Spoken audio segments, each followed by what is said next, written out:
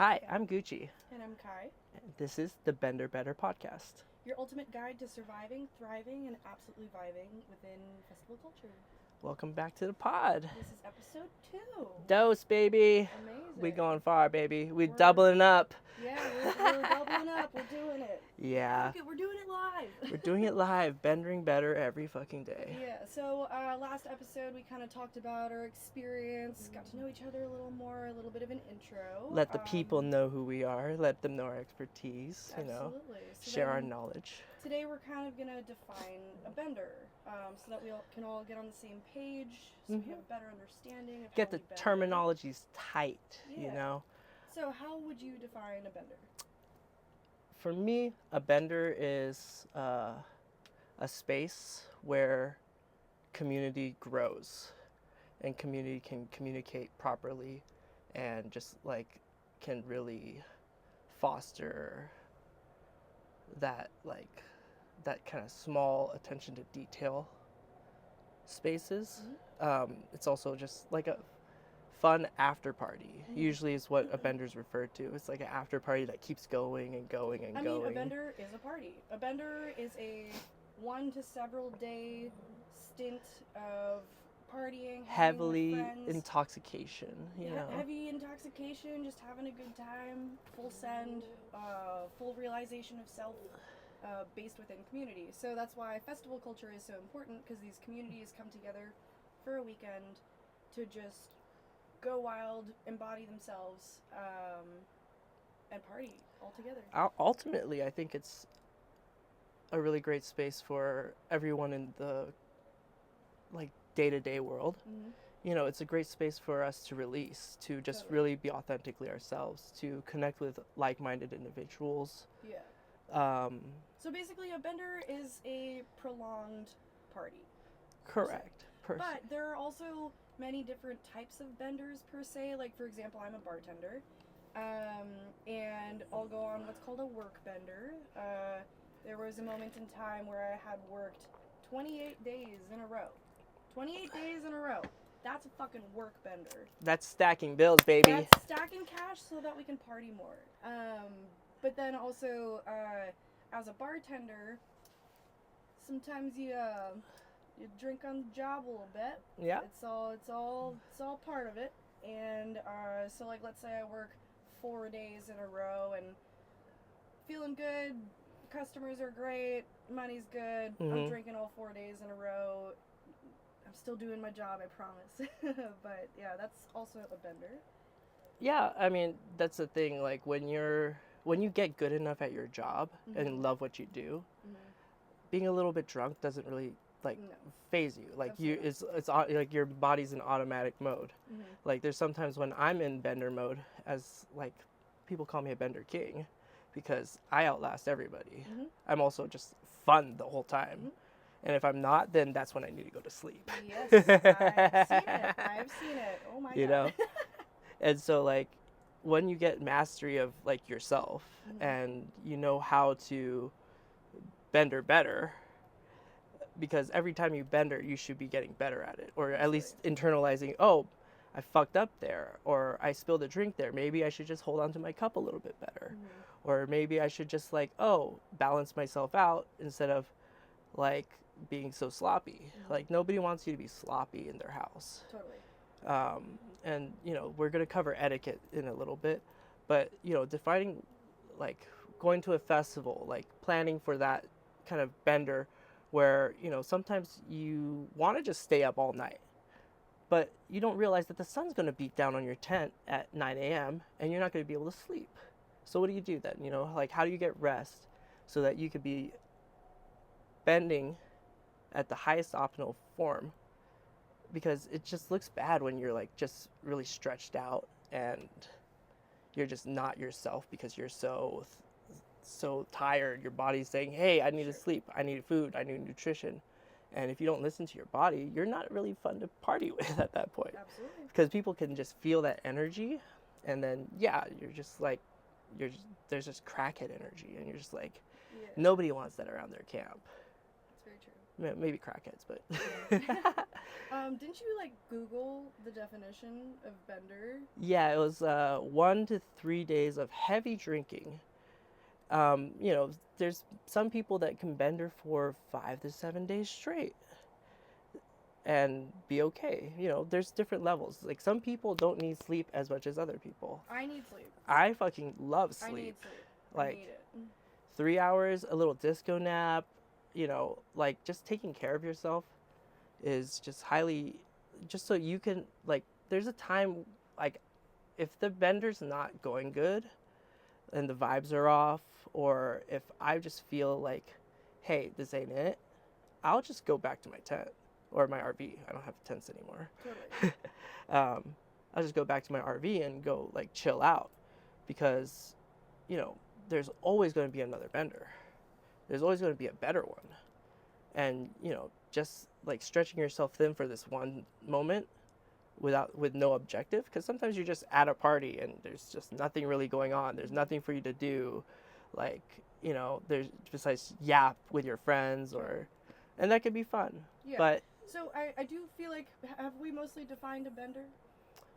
kind of, it's like vague because it's different with each group of friends, right? Sure. It's just a celebration of life, honestly. Yes. And it's, for me, it's a safe space where I can connect with my friends, get to know people better on a one-on-one basis. Whereas, you know, I'm not yelling in their ear at a festival like, "Hey, how was your week?" Or like, "What do you do for work?" You know, like it's you're able to really be like, "Hey, what drives your passion? What fuels your soul? Well, What?" that's the beauty of a bender. Like, I'm thinking about Envision at Costa Rica with you. Mhm. That was like a prime example of a bender festival style, because there are times where you're in the middle of the rave, everyone's dancing, and it is the like, you're not really talking, everyone's in the thick of it, we're all having fun. But then there are the more contemplative one-on-one portions of the time where you get to know each other better. I think that is something that really defines a bender, is that it's a prolonged period of time where you can be in multiple different types of spaces with people and be able to get to know them in different spaces as well. Correct. So you can get to know someone when like you're in the thick of it in the rave, or like when you're waking up and you're a little sleep deprived, or like when you're in need, or when someone else is in need. Yeah. A bender is how you learn how you react in certain situations, and you learn how you can care for others in those Correct. situations. And then that's how you grow your connections and relationships with people. Correct. I think that's kind of the roots of what a bender can really do for people. Yeah, it really builds, like, I'm really grateful for those moments where I go out with a friend that I haven't really like hung out one-on-one with, and we go do a festival together, or we have a night out together. I'm like, oh, we're doing our solo bender together, and you know, the night just goes, you know, with whatever flow it goes, you know, and seeing how, you know, how someone can be like just free flowy with it, or how they're like planning stuff, or like, oh, like what kind of suggestions they bring up, and how you guys riff off each other, you know, that kind of interaction. And, you know, getting to know each other a little bit better, be like, oh, where'd you grow up, how were you like raised, or religion, like, you know, and there's commonalities over everything. And so it really those one-on-one moments during a bender are really special. Bonds. But and then once you have the groups together and really get a bunch of people, like a village going, then you really can see where all that backstory, all that history, all that lore, from everyone knowing each other's stuff, really benefits the entire group. Where, you know, there's a lot more seamless acts of service, more seamless, like, oh, I could get that for you, I know what you want already. Yeah. You know, and that's really the, like, just building that depth, you know. Yeah, totally. And so, I mean, you know, it's a lot of work. It's, you know, we'll sleep when we're dead. You know, Yeah. we'll also sleep when we need to sleep, you know, because there's no, there used to be this a lot of pressure during like a couple years back when I was partying with my friends and bendering. Like there was like this kind of like non-verbal, like, oh, who can stay up the longest, kind of like challenge. And it's just like, you know, I'm just like, it's not a competition. You It's should not. always just like put yourself to bed when you need to go to sleep. Yeah, that's the thing. The point of a bender isn't like who can stay up the longest or who can do more substances or who can dance more. Like, I hate the people that make it like an Competitive. Yeah, and that's one thing that I've slowly learned for myself is I felt certain shame for going to sleep early and all that jazz. My first EDC, I didn't see a single sunrise because Hmm. I wanted to call it because I was tired. That's how my body is. I've never felt ashamed for that. Yeah. It's not a competition. I don't give a shit. I'm gonna get what I need out of it so Yeah. that I can just have fun. Yeah. So yeah, a bender is not a competition. That is what Correct. a bender is not.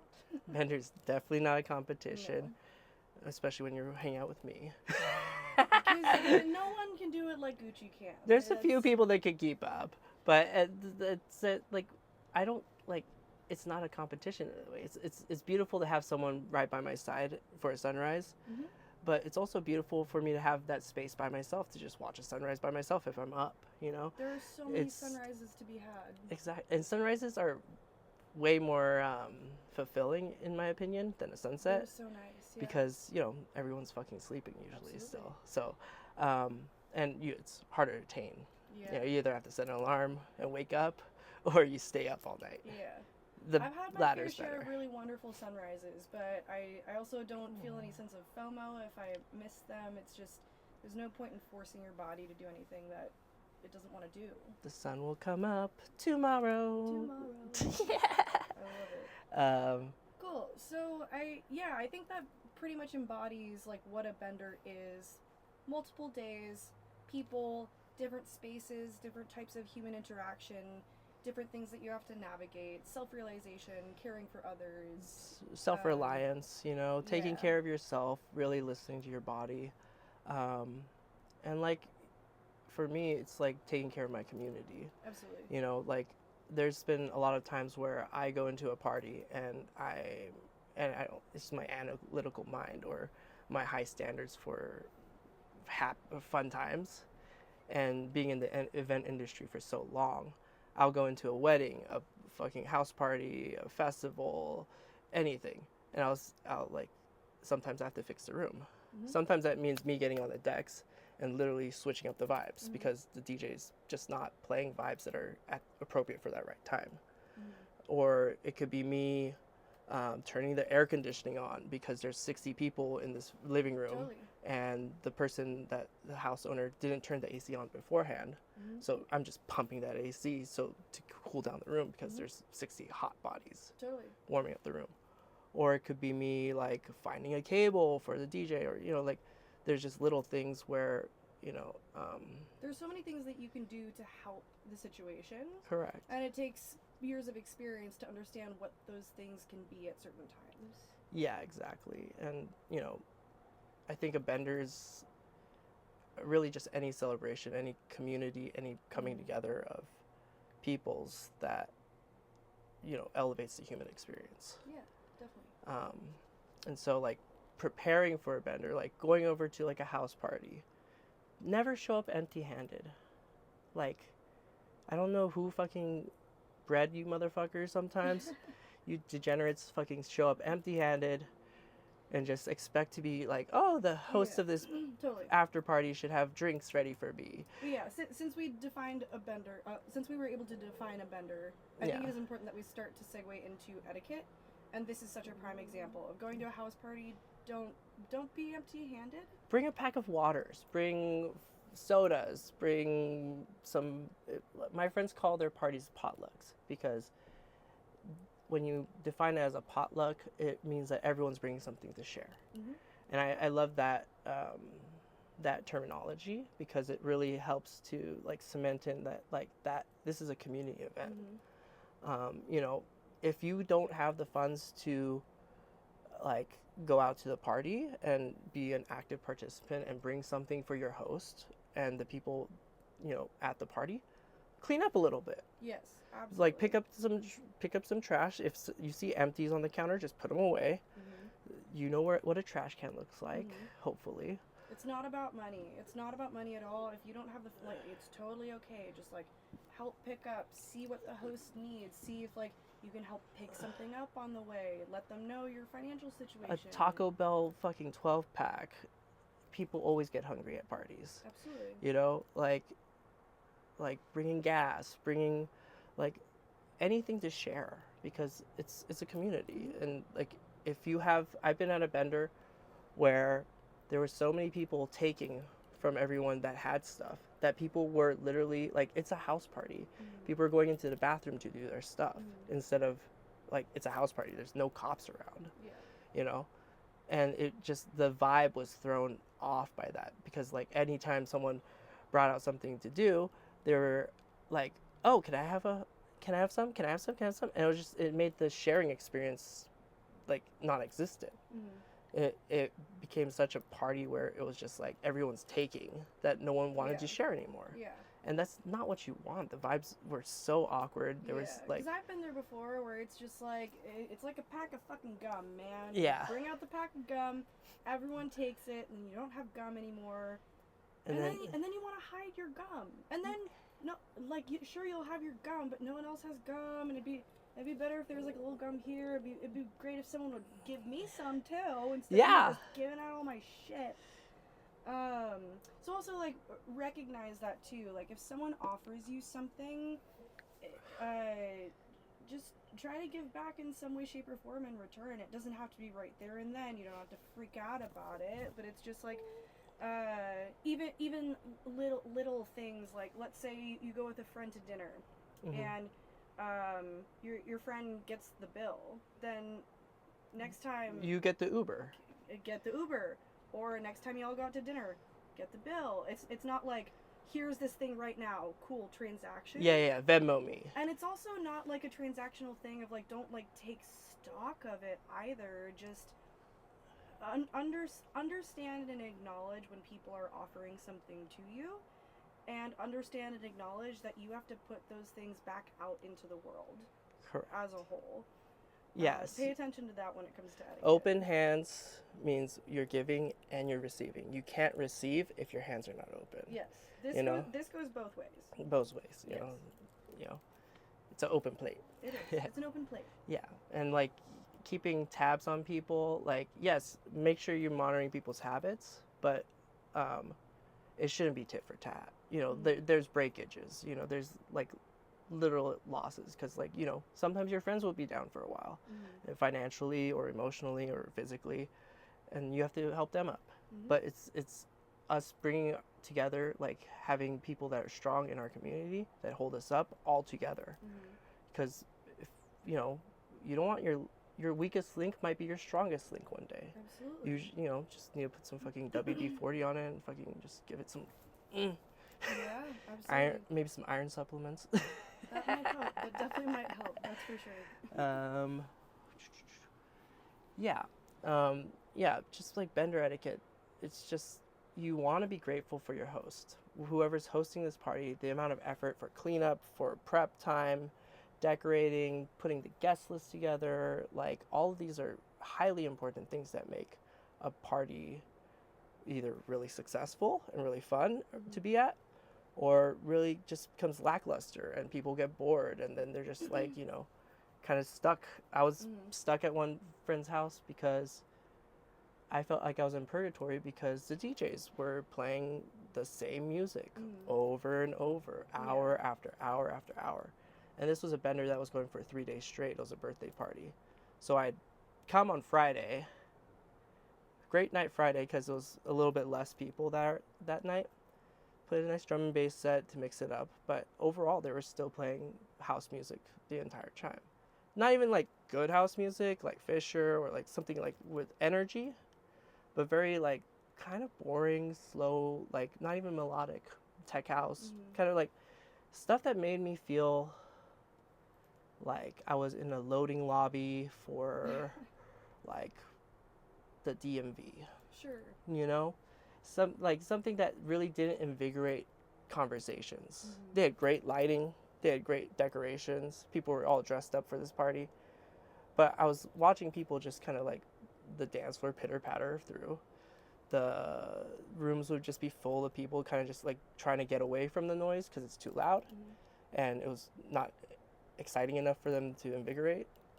Um, and that kind of just plays into like curating your lineup even for a bender that that can that changes your entire night. Like, you've ever been to a rave where they put a fucking DJ at the wrong time slot and they're just playing whatever vibe they're playing and it's just not the vibe. And that just sucks because you're just like, it's 11 o'clock on Saturday, this is prime time, pump it, and this guy's playing a sunset set right now at midnight. You know, like, that's the main issue I have with a lot of DJs in this realm, not knowing when to play the right type of music and being pretentious or just stuck up, where they're just like, oh, this is what I like to play, so I'm going to play it whatever time of day because I like my music. Yeah, so that definitely speaks to DJ etiquette. Correct. Etiquette is everything. And within DJ etiquette, like, sure, be a DJ, show people new music, play your tunes, but read the room. Play what people want to hear. Also, don't make it too loud. If people are running away, then what's the fucking point of you even being there, you know? Ultimately, as a DJ, you want people to hear new music, feel a connection to their friends that they're dancing with, and ultimately just like have that kind of like, whenever I'm DJing, I want people to have that, oh, this is a core memory kind of like moment. I want them to be shaking their asses, fucking talking up their friends, just be like, oh my god, this was so much fun. You know, that's what I go for because I want people to be wowed. I want people to have like joy in their souls. And that's really great DJ etiquette. That's etiquette for DJing, like. But I do want to circle back to our etiquette conversation while we're still mostly there. Yeah. I wanted to kind of talk more about etiquette and examples of places where we saw or felt like good etiquette versus bad etiquette. I do want to start with a very good example. Gucci and I have been back and forth to Bombay Beach many times with Love Bombay Beach. Love Bombay Beach.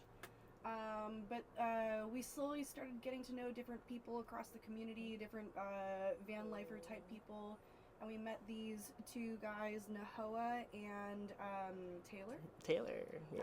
both wonderful people, and they gave us the most prime example of perfect etiquette.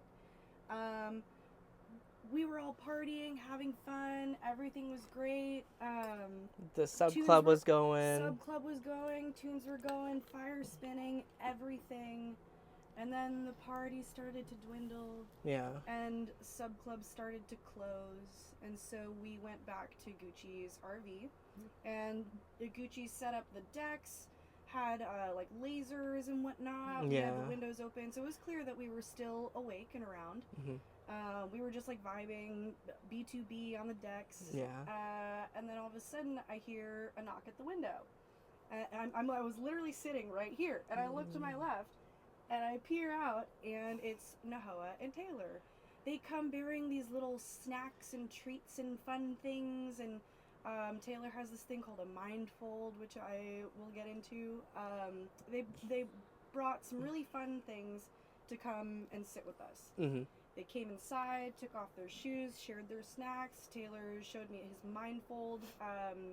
It's basically a blindfold that you put on, so it's absolute darkness. And he actually does poi with this mindfold on, which is sick. So sick. So they came bearing like snacks for us to share together, a fun thing for us to share and interact with together, and then on top of that, that was actually my first fire spin because as we were chatting, we were getting to know each other. I had mentioned that I had never spun any type of fire, and they said. They just asked me if I was open to doing so, and I said yes. So they left, grabbed all of the fire spinny stuff, came back. We opened up the RV doors, stuck the speaker out a little bit. The vibes were going. It was such a perfect moment. Yeah. They started fire spinning and whatnot, and then Nahoa handed me his staff, and I just spun for the first time, and it was wonderful. Yeah. All had a great time out there. Spun until we couldn't anymore. Then we came back in for a little bit, just kind of recouped. Yeah. Just kind of let things mellow. And then Nahoa and Taylor at the same time were like, thank you so much for such a wonderful night. We're gonna move right along into the night. Yeah. It was the perfect dip in of they came, we caught up, snacks, fun things, inspiration, spinning, my first fire spin, Yeah. the recoup, the dwindle. Also, and the goodbye. space to have like more intimate conversations Yes. in a We smaller got to know each group. other more. We're Mhm. great friends now. Like Yeah. what, like 3-4 months ago is when we first met them. Mhm. Now we're like hanging out all the time, building cool renegade stuff, like Yeah. fire spinning at circles, and like their timing and their okay, this is time to call it quits, because Mhm. there's other people where I'll be at a bender and they don't know when to call it quits, Yeah. and it's really embarrassing, because then they're just like kind of just like, what do we do, and you're just like, It's like there's nothing to do, man. It's besides time to go stop. home, call your Yeah. Uber, Yeah, you know. call your Uber. But So, yeah, just that going back to Noho and Taylor, just like that energy of like respecting the host, like going, they came into my RV. This is my house. They brought snacks and gifts to share, and like share what they're passionate about. At the end of the day, they brought the fire spinning. We were DJing, so like it kind of just went hand in hand. we got to know each other. We got on to a know each deeper other level. on a deeper level, and we're just like, and then they said, all right guys, we'll see you tomorrow, and went to go sleep, because what else was there to do? Yeah.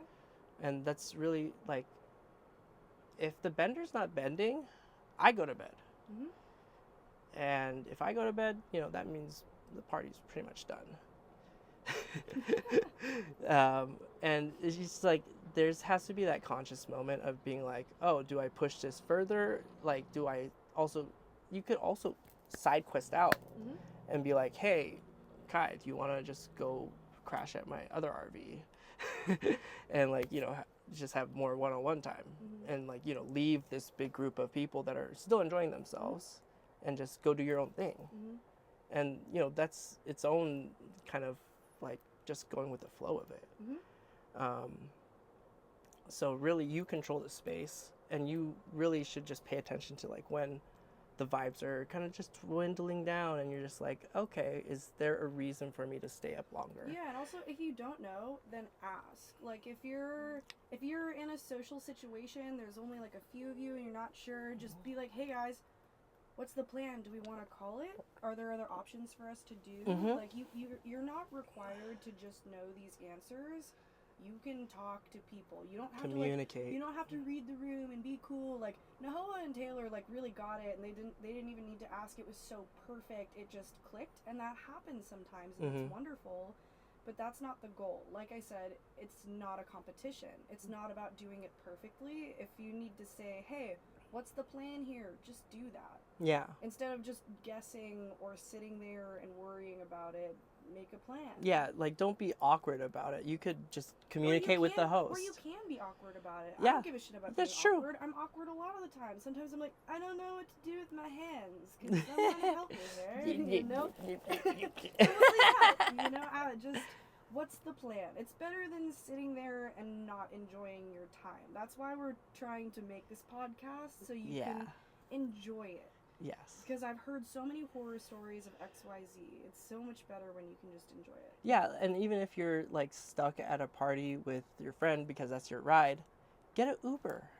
Go find someone else that wants to leave at the same time. Like find a couch. Find a couch to go, like, comfortable for yeah, you. if you need to recharge your social battery, go find a quiet room or some quiet space. Go take a walk outside to reset yourself, because your aura, your energy is sacred. So you need to make sure you protect your energy, especially in these party spaces where like people can just suck your energy. They could just kind of,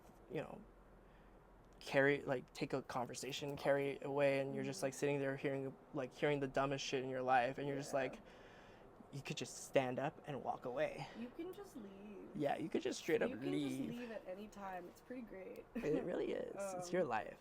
Yeah, and I mean, I think that's proper etiquette too. Like, if someone's really pouring something into you and really giving something to you, and you're not receiving it, I think it's proper etiquette to make it known that you're not receiving. Otherwise, someone's giving energy into someone that can't Yeah. accept it, and so that's a waste of everyone's time. So that was a perfect example of proper bender etiquette. Nahoa and Taylor Yellow Rock. So that brings us to, it makes me wonder, like, what do you have a horror story of really bad etiquette that you've seen? I have a lot of horror stories. Give me one. Off the top of my head, there was this party. It was like a pop-up at a little Outfit and Oddities in San Diego. They have one of the best vintage / upcycled clothing, and they were doing a pop-up at their store in San Diego.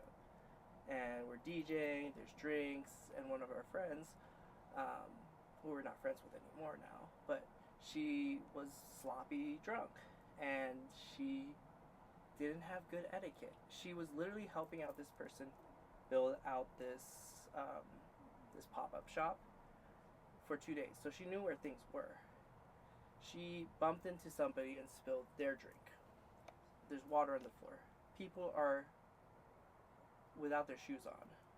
And I don't know about you, but I fucking hate when my socks get wet. I also do. It's one of the worst fucking feelings in the world. I think most people feel the same. So, me, and of course I can clean it up myself. But, you know, if who's at fault here? You know, insurance-wise, right? Yeah. So she's the one that bumped into the person. The other person walked away. She should clean up the water that just dropped on the floor while people are walking around barefoot with their socks and whatever. And so I call her out on it. I'm like, hey, can you pick that up? And she's Clean like, up your mess. Clean up your mess. Like, if you make a mess, clean it up. That's just good etiquette. You know, That's just generally how you should be in life. Like, this is past bendering. Just clean up your shit. It really is. But, like, I guess we gotta say the things that needs to be said because, like, you know, common sense isn't common anymore. I guess not. So, you know, it's just thinking about other people's experience. Like, I would hate to step in that puddle of White Claw, you know? Mm-hmm. And I literally, she's like in my ear, she's like all drunk and K'd out. And I'm just like, hey, are you gonna pick that up? Like, you gonna wipe that up? She's like, no, let me do this. I'm like, yellow card, you know? Straight up, like, I'm gonna give you a fucking yellow card. And then she's like, oh, blah, blah, blah, blah. And it's like, she was so fucked up, she didn't even recognize that she, like, was spilling. And I'm just like, so I red carded her. I'm like, bitch, you get the fuck out. Like, you're being embarrassing. This is a space where we're trying to promote this store, and you spilled a drink. And she's like, oh, it's just so much work, blah, blah, blah, blah, blah. I'm like, bitch, get up. I've, been here maybe twice in this shop. Walk fucking 5 feet, find a paper towel, fucking put it on the fire, wipe it up. It took me 3 seconds. You know, like, just like pour, just really just, like, you want people to do things for you? Yeah, I'm never gonna do anything for you ever again, bitch. Because, like, that's fucking embarrassing. Like, I'm not your mom. I'm not your fucking partner. Like, clean up after your own fucking shit, you know? Even if I'm super drunk or fucked up, I may be, like, fucked up, but I'll be, like, cleaning it up, and it'll be funny and entertaining. Just, like, do something about it. Don't ignore it. Don't be a dick. Try to, like, at least attempt, like, put some effort into it, you know? Yeah, so clean up your own shit goes without saying. I'm actually thinking of a bad bender etiquette circumstance currently. Another thing is, yes, we're all here to share things. Yes, it's all give and take. Yes, we're here for that. But if it's not yours, don't take it. This past Burning Man, I had a 12-pack of sugar-free Red Bull. I had allotted a portion of them for, like, other people, but I labeled other ones for me.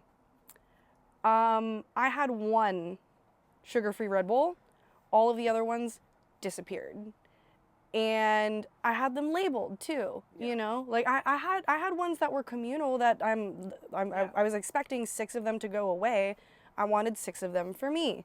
I had one. All of my labeled sugar-free Red Bulls were gone. And that sucks. Don't do that. If it has someone else's name on it, or even if it doesn't have someone else's name on it, if it's a question mark of, is this communal or not, fucking ask someone. Yeah. ask. Don't just take things. Mhm. Because I was so bummed. Like there was a moment I didn't even realize that they were all gone. There was the moment where I wanted my Red Bull. I opened the fridge, no Red Bull, and I was bummed. You know, so Yeah. don't take people's shit either. That really sucks. That's No. terrible etiquette. Yeah, that reminds me of like a couple years back when I was working Lightning in a Bottle media team, and we have a big fridge, and people literally labeled their shit, and I'm hearing on the radio like, "Who the fuck drank all my White Claws?" And I'm just like, "Oh damn, that sucks. I think I know who did it." Because like there's just it's just a lot of conglomerate, people just like, oh yeah, we'll just take it, like, Mhm. it's here even if it's labeled, fuck it. And that's just really fucked up. Yeah. It's just like that person was looking forward to that drink or Mhm. that thing to get them through their workday, Mhm. and you just being selfish, Mhm. just take it. Like, you didn't buy it, don't drink it. Mhm. It's labeled. Yeah. Like, like fucking like it's just common sense. Just don't drink anything that's like, ask first. Be like, hey, can I take your Red Bull? Or maybe I should just go buy my own Red Bull if I really want a Red Bull. Or like I would even be cute and cheeky where like I would take 2 Red Bulls, I'd approach the person, I was like, hey, I brought you a Red Bull, can I have one? Like, that's cute and that's fun and that's taking care of everyone. That's a way of like cheekily asking for one, you know? Just Real don't cheeky, but yeah. real cheeky, but then like But you never know. She could say shoot no. your shot, do it. Yeah, They could say no, they could take their Red Bull. Like, You're no. you will go and put their Red Bull back, and then all should be well. Yeah, you it's know, respecting people's boundaries and their possessions. Exactly. Like that's something that actually happened with Gucci and I at Convivium when we were at Bombay Beach. Yeah. I was laying in the little like stargazing thing, and then all of a sudden Gucci comes up with and is like, "We're gonna go shoot off some fireworks," and I'm like, Yeah. "What fireworks?" He said, "Your fireworks," and I was like, "Excuse me, you're gonna go shoot off my fireworks without me?" And immediately Gucci was like, oh yeah, no, you're right." And I was like, "Give me back my fireworks." He's like, "Okay, total, you're so good." He gave me back my fireworks. In retrospect, they were being in my RV for months. But that doesn't mean that But ownership is mine. exactly. Exactly. That does not mean you own catch them. myself, Yeah, because fireworks are expensive, and I like, understand that. yeah, and it is the type of thing too where it's like if Gucci had gone and set them off even without me, I would have been so bummed because that's my money that I spent, and also the experience. That's why I bought fireworks, is to be able to have that experience with friends, and to be deprived of that would have made me very sad. It also, I didn't know she's so into fireworks. I love until that fireworks, moment. but then that's how you learn these things about Exactly. people, and this is how you like grow your bond stronger with I people. was like, oh, yeah, that's fair. Fireworks are expensive. Like, wow, Kai loves her Kai loves her fireworks. fireworks, Yeah, yeah. absolutely. But fair. I mean, we did meet at EDC, so yeah. It does all make makes sense. It Yeah. all tracks really hard. But moments like that, it is such a push and pull, and this is really how you can learn who your friends are and learn how to set your own boundaries and accept other people's boundaries too, and love people unconditionally regardless of them. Yeah. Wow. It's just like there's a lot of pigeons out there that just like are just cooing about and fucking vendors and just like dumb as shit, and sometimes you just need to rattle them up and be like, hey, you could be an eagle one day, Mhm. you can fly like an eagle, but you just gotta fucking put some effort into it, apply yourself, Mhm. fucking pay attention to your surroundings, spatial awareness, Mhm. and bender better. Like do you want to be the life of the party, or do you want to be someone that doesn't get like, oh, I don't know if I want to invite him because he fucking doesn't bring anything to the party, or he has bad vibes, or Yeah. like I feel such satisfaction in knowing what needs to be done in a moment and being able to do the thing. I love being able to provide the thing. Moments where it's like I see someone looking for something, yeah, and because I know them, I grab it, I hand it to them, and the look in their eyes of, how'd you know? Like, that is such a wonderful feeling. Or like if someone's laying down, they're super hot, it's Burning Man, and just a little tap on the shoulder. Do you want a mist? Sometimes people don't want the mist, so a little tap on the shoulder. Do you want this thing? Because then it's also, you're offering something to someone so they feel cared for. The ask for consent is even better. And then it's just, it's we're all pushing each other up and up We're all trying to party. We're all trying to party better. And I think that's something that doesn't come into play a lot. Like, people don't think about it. Like, they keep their, just kind of like, oh, we're just going to this event. And it's like, you know, it is what it is. But it's also just like, you have to plan your exit strategy. You have to plan, how are you getting there? Mm-hmm. Are you staying together as a group? Are you, you know, like, all that comes into play. And there's all these factors and variables and distractions when you're like in the moment. You know, you're also, your body's in a like heightened sense of adrenaline, and you know, you're excited because like these are peak, like, you know, core memories, peak like highlights, you know. And you know, sometimes it gets away from you and you don't really take a breath and just stop and be like, hey, I'm here. What do I need to do right now? Where do I need to be? Who do I need to see? Who do I need to take care of? Do I need to pee? Yeah. You know, like, like, just like all those questions and like all those, you know, ruminations going through your brain at like light speed. And then there's music playing at the same time. So it's a lot to handle. But, you know, if you just take like, you know, 10% and just be like, hey, let me, like, I think that's also an important part of every bender, and, you know, decompressing. Yeah. Like, I was just on the road for like a month straight, which is why we haven't been able to record the podcast at the rate I wanted to do it. I mean, we're at the rate I wanted to do it anyways, but yeah, I was on the road just doing the field research. I was at Hawaii, Texas, and all these other places. And when I got back to Cali, I like went to my friend's house and I decompressed with them, because I think there's a lot of value in us remembering and retelling the tales, retelling the lore to our friends and be like, how was your trip? And the act of you telling the story cements the memories into your brain more every time you tell it. And it helps you pay attention to the things that mattered to you most on that trip. Because you're going to retell the things that mattered to you the most, you know? Because they don't need to know every little detail. That little details can pop up in other conversations down the road. It's, you want to hit the main points and be like, that's why it was a good trip. Totally.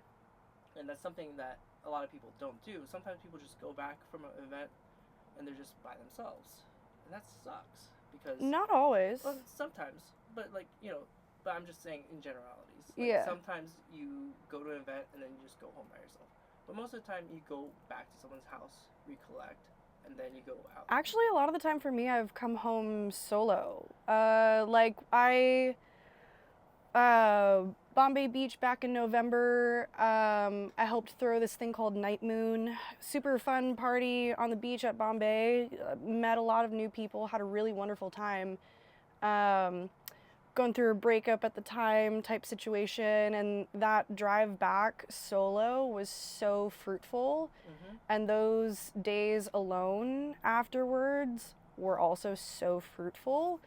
The ugly, sobbing, grateful, but sad, but excited cry on the drive back was so healing for me.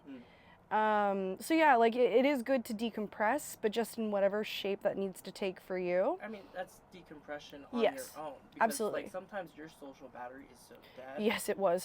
that you don't even want to talk to anybody else. Yeah. You know, like, I've been there on my, like, driving back from, like, Desert Hearts and just driving my rig by myself and just, like, listening to a podcast. Like, it's really nice to have your own space to just, like, doing your own thing. Because, like, when you're a capable human being, you could just, you know, you don't need to depend on anyone to get you home safe. You know? And exactly. And that's a beauty where you could just have your own space and just, like, take your time and just, like, you know, get home safe in a manner, and also have that space for you to, like, kind of, like, go through your brain and, you know, kind of do this decompression inside your own brain. Honestly, like, internalizing those moments, because your brain is a fucking supercomputer. And, you know, we put so much effort on our phones nowadays, but our brains can carry a lot of information. Yeah, and there's a lot to process after a festival or bender or any type of experience like that. These types of experiences that you and I go on frequently can very much change the way that you see the world. It changes the way that you see people. There's a lot to take away from these experiences that we have. Like the way that I navigate people is so vastly different than from before my first EDC. Like the way I navigate myself, the way I treat myself, the way I talk to myself, the way I care for myself, the way I care for other people. Like these adventures are truly life-changing. Yeah, and that's really the power of the Bender, and like all like Burning Man and Eclipses and all these festivals I've done, they really build up your EXP points. Like they level you up.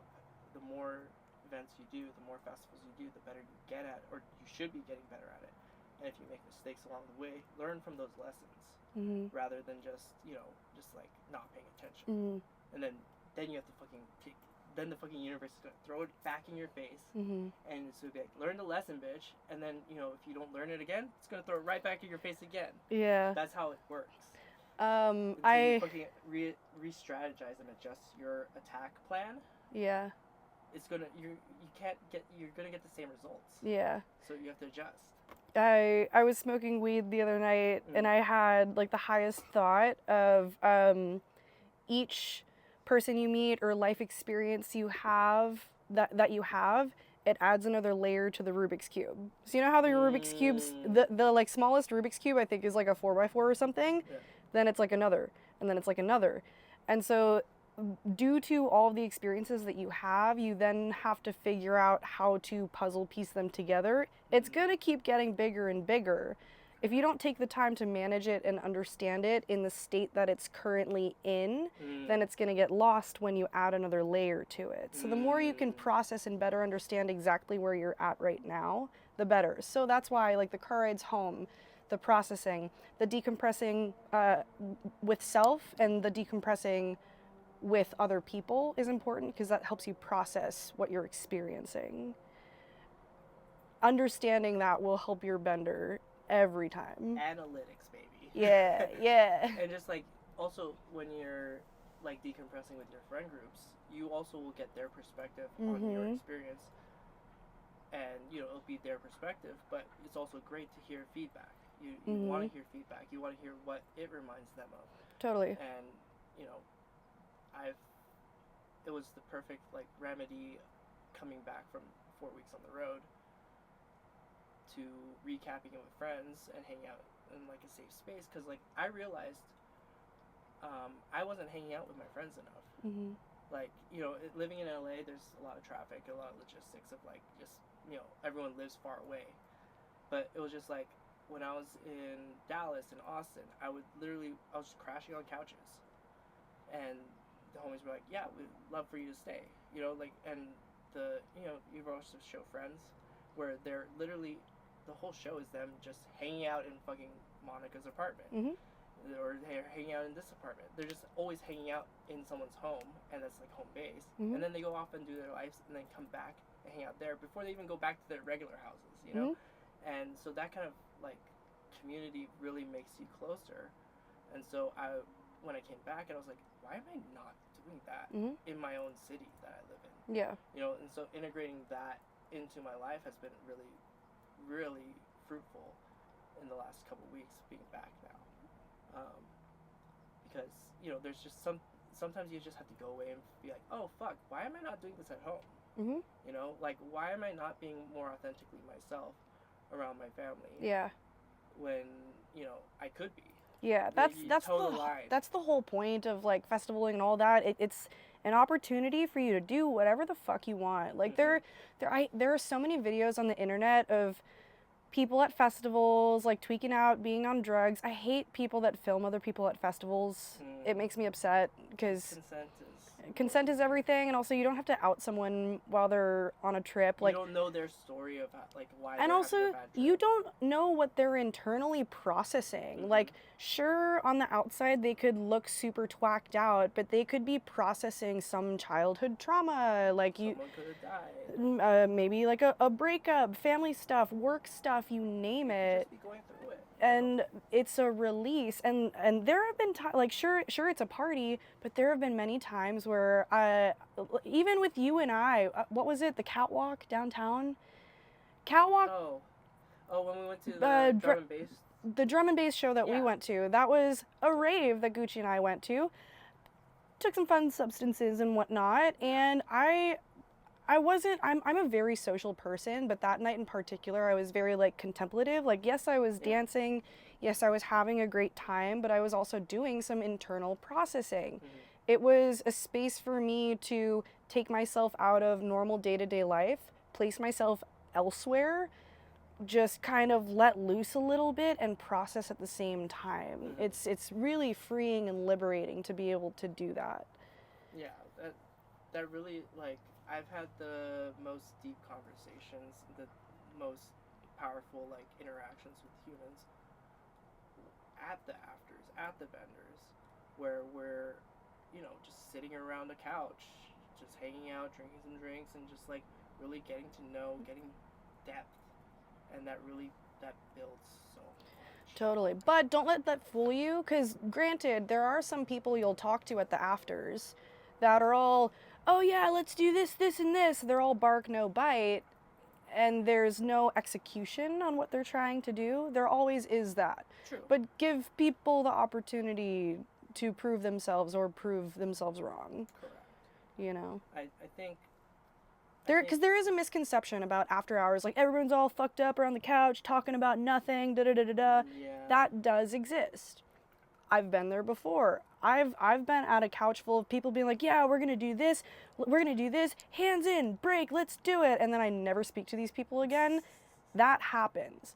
But if you go through that, you experience that, you better understand it, then when you have the real conversations like that again, but it could actually come to fruition, it's easier for you to differentiate bullshit. So now I've been at afters circumstances or party circumstances, and now we're flying. Like things are actually happening with the people I've selected to actually pursue. Yeah, it's who you surround yourself with. Yeah. Guest list is always important, but also it's like people, like some people just talk a lot. Yeah. Some people are doers. Yes. We're doers. Yes. So I love working with you and creating things with you because we get shit done. Mm-hmm. I also love having those idealists that like throw ideas out, and then I can piggyback on their ideas and actually get it done. Mm-hmm. That's just part of the creative space to push and pull, and that's also a great space where benders have really elevated my life. Where I think with like even just like hanging out with Nahoa at Convivium, I was like, I don't know if I need a suit for this wedding, and I was like trying to figure out, like, I had a wedding coming up in Dallas, and my mom's like bugging me about getting a suit, and Nahoa's just all in yellow, and I'm like, like just head to toe, yellow hat, yellow tank top, yellow shorts, yellow shoes, and I'm just like, wait a second, I should just get a yellow suit and just like fully mask it out. And he was like, yeah, you could just go on Amazon. And I'm just like, fuck. $60? Let me order it right now. Oh, yeah. It came in perfectly, fit me like perfect. And I'm just like, cool, this is going to be great because now I don't have to buy a suit for the wedding. Yeah. And, like, honestly, it was a hit. It was a fucking slam fucking dunk. I believe love it. this yellow suit, I man. believe I'm just it. going to rock it at every fucking festival. Hell yeah, do it. Because it's just like, it's a vibe, and someone else didn't really think about it, and I wouldn't have thought about it unless I was just like seeing that inspiration of him just fully dressed out in yellow. I'm just like, oh, yellow really complements the green real nicely. Big time. And it just kind of went hand in hand, and you don't get those interactions, those playful creativity moments if you're just sitting at your desk job, or or you're not willing to engage. Participation is really important, at a bender. Honestly, like, I think benders should have more games, interactive. Like, we should be playing Anarchy, Jenga. We should be, like, giving people things to do while they're high. I love a task. Like, that's why side quests are so fun, because it's a task, Yeah. doing something while you're intoxicated or inebriated and, drive safely, Uber. Yes. Yeah. But, like, playing a game, playing Uno with your friends, just being, playing silly games or pulling tarot cards even, it's so much more, it sparks more conversations. Mm-hmm. It just opens more avenues for yeah, because the party to go forward, because you can only listen to music, dance, mm-hmm. and do drugs and drink so much. Yeah, but the conversations are so important, truly, because again, as a bartender, I have so many conversations with so many different people. I outwardly process a lot of things in a lot of ways, but the conversations that I've had here with people in LA vastly differ. Here in LA, when I talk about certain problems, I'm met with, oh, Kai, either go this way or this way. You're going to have to choose. I'm like, okay, sounds good. But in a lot of these spaces where people have had vastly different life experiences, I'm met with, Kai, you know yourself the best. How does this feel? How does this feel? Oh, okay, if this feels that way, then what do you think you need to make it feel another way? Like, the questions that I'm asked by these people in these rave spaces is so wonderful. I'm rarely asked questions here in LA. The conversations that I have at the bar, it's not really much of a give and take. It's people taking what I'm saying and being like, oh, this is how I would do it, so here. There's no space. Them putting their, positing their on top of yours. That's just something that I have personally noticed in my life, But in these spaces, whether it be like EDC, Envision, or Bombay Beach, I actually get asked questions, which is wonderful. With that, I see that there's just like a lack of, it's more of coming from a space of expertise, but you don't even know if they are an expert in that field. We defined ourselves in the first episode by being like, hey, this is why you should listen to us. This is where we're at. This is where we're at. This is our height of bending at this point. This is why we're making this podcast. You don't have to listen to us at all. Don't listen to us. There is Take our information and run there with is it no right way to do Be anything. better or not. But they're coming from that pretentious point of just kind of like showmanship. I think is that ego that they're feeding. Whereas, I love those spaces at Bombay Beach, Burning Man, all these festivals where people are really intentional with their questions. They're like, one question I really think is important that everyone asks when they're meeting a new group of people, like, oh, how do you guys all know each other? Yes. Origin stories are very important. Yeah. And it really, solidifies the group. If, you don't know if this group of people that you just met are best friends from, college, or they're just friends that just met this weekend and they were camping next to each other, and that changes the narrative, changes the storyline of how they're going to, how they interact with each other. You can see it, because if they know each other really well, it shows. But I mean, sometimes people will meet in one weekend and then they're besties, so that's also a bit of fun lore too, Exactly. Then that shows you that it's a safe space where, it doesn't matter who knows who. It's just more information that helps you gauge the situation. Yeah, exactly. And, if they just met and they're vibing that hard, that just shows how powerful their connection is. And how warm and welcoming that these people are, Yeah. What else do we have in our notes? I think that's pretty much it. Yeah, so in our notes, kind of our closer, I know we've touched on this a little bit, but it's how has festival culture and bendering bettered your personal life? Honestly, it's elevated every aspect of my life, personally, physically, spiritually, financially, I am a better person than I was yesterday because I pushed myself to support my communities. I'm trying to just better the human experience wherever I go.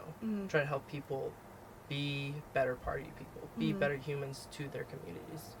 And it leaks over from like Burning Man, it leaks over into my festival world. Mhm. All of my festival world experience leaks into Burning Man. Mhm. It leaks into like me walking into a grocery store, and I'm just confident being myself, being authentically myself, and people notice that. Mhm. And I think everyone should try to unlock that, like, fuck you, this is who I am energy, and I'm going to do my best to help everyone in my circles around me. Yeah.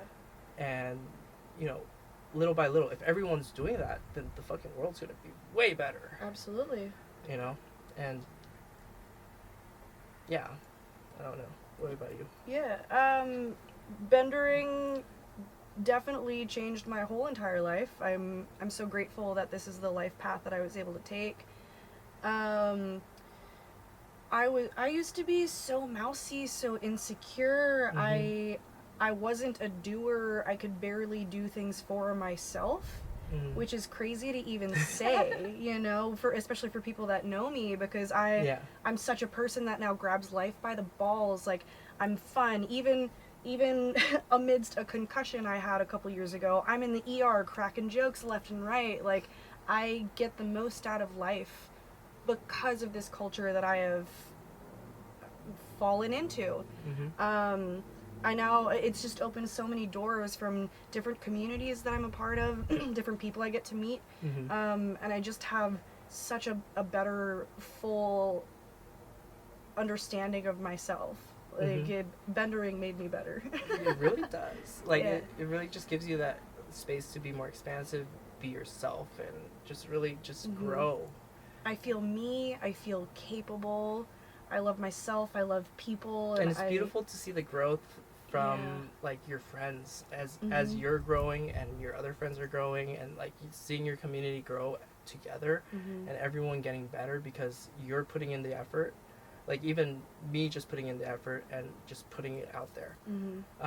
and making this podcast, or even just going about my day within my communities, my Burning Man camps, um, and just like planning things and putting effort into making experiences for other people. Mhm. That energy just is really like, it helps other people have that little itch of it. Oh, maybe if Gucci's doing it, maybe I can do it too. Mhm. And you can. Absolutely. I swear to God, you can do it. It's not that hard. Just because I have green hair doesn't mean it's like that hard to do. Yeah, I love it. Um, But yeah, so another portion I would like to open up to this podcast. I do want this to be more of a conversation, not just between Gucci and I, but with anyone that's watching. If you want to submit any questions, you can definitely DM us at our Instagram. or put in the comments section on this video. Yeah. Like and subscribe, I The guess. whole We're 9 YouTubers yards. now. But any questions, or if you have a fun story, Topics. any funny memes. Yeah, tell us your funniest. Or let's see. Like, let's go. Let's do one that's on this topic. Like, tell us a fucking epic bender etiquette moment, good or bad. Just an epic Put in moment. the comments. Yeah, just like Give us your best give us bender. a funny anecdotes. Yeah. I think that'd be really fun to like look at that and see where we can also improve on our etiquette. We're always doing better. Mhm. We're not perfect, and we're close, but So yeah, from a bender story of a lifetime to questions to any comments, topics. we'd love to hear from you. We'd love to open this up and just have more ideas, and just really grow this community with you all. So, Cool. um, We'll catch you next time. I'm Gucci, I'm Kai. and this is the Bender Better podcast. Bender better. Bender Better. Oh.